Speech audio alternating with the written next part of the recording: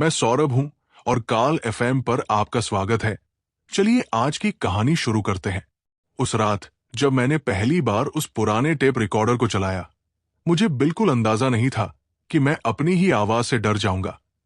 वो रिकॉर्डर मुझे मेरे दादाजी के पुराने सामान में मिला था, धूल से ढका हुआ। लेकिन अजीब बात यह थी कि उसमें एक कैसेट पहले से ही लगी हुई थी। मैंने जिज्ञासा में आकर उसे चलाया। शुरू में सिर्फ खड़खड़ाहट की आवाज आई, फिर धीरे धीरे एक आवाज सुनाई देने लगी। अगर तुम ये सुन रहे हो तो इसे बंद कर दो। मैं थोड़ा हंसा, लगा कोई पुराना मजाक होगा।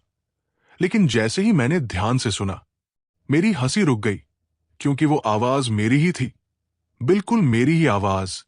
मैंने घबराकर रिकॉर्डर बंद कर दिया। दिल तेज धड़क रहा था। मैंने खुद को समझाया कि शायद ये मेरा वहम है, लेकिन जिज्ञासा ने फिर मुझे मजबूर कर दिया। मैंने दोबारा प्ले दबाया। इस बार आवाज साफ थी। तुम इसे बंद क्यों नहीं कर रहे? मेरा गला सूख गया। मैंने तुरंत कमरे के चारों तरफ देखा, लेकिन वहां कोई नहीं था। तभी रिकॉर्डर अपने आप आगे बढ़ने लगा, जैसे कोई उसे फास्ट फॉरवर्ड कर रहा हो।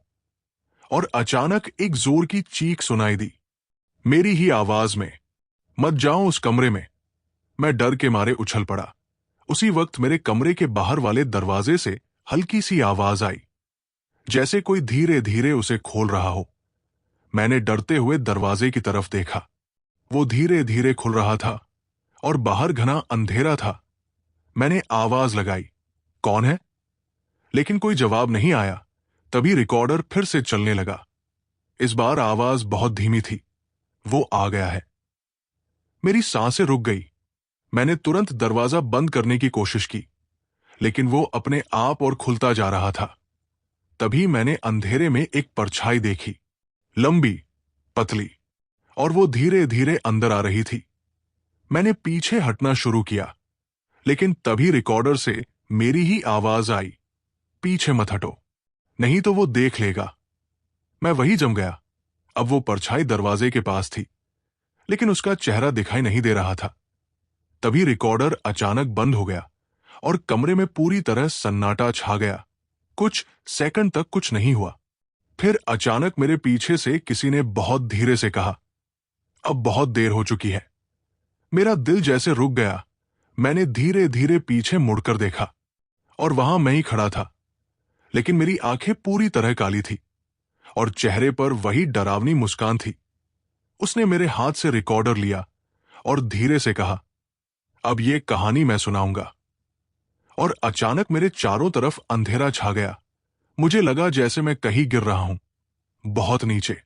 और जब मैंने आंखें खोली तो मैं एक छोटे से अंधेरे कमरे में था।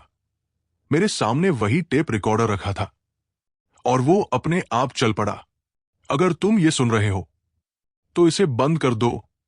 तभी मुझे समझ आया, मैं अब उस रिकॉर्डिंग का हिस्सा बन चुका हूं। और शायद अगली बार जब कोई इस टेप को चलाएगा तो वो मेरी आवाज सुनेगा।